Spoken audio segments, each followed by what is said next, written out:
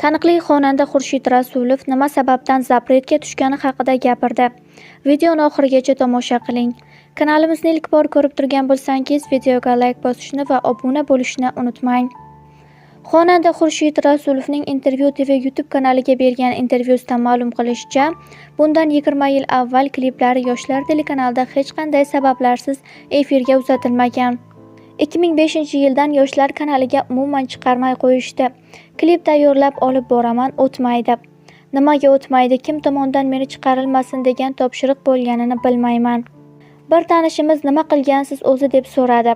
Sababini so'rasam, bilmasam deb javob bergandi, dedi xonanda. Uning eslashicha, kimdir unga bitta to'yga borishini so'ragan va u buni rad etgan. Bir inson, xonanda, uni aynan kimligini ma'lum qilmagan. Menga to'yga borib bering dedi. Boshida bormayman dedim. Keyin o'sha to'yga bordim ham.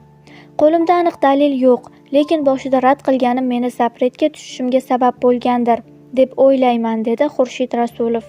Xonandaning qo'shimcha qilishicha, u Yoshlar telekanalida chiqarilmasa ham davlat tadbirlarida ishtirok etishiga hech qanday monelik bo'lmagan.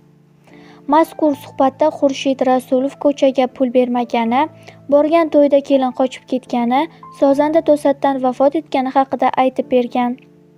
Shou-biznes olamidagi eng so'nggi ma'lumotlardan birinchilardan bo'lib xabardor bo'lishni istasangiz, videoga like bosib bizni kuzatishda davom eting.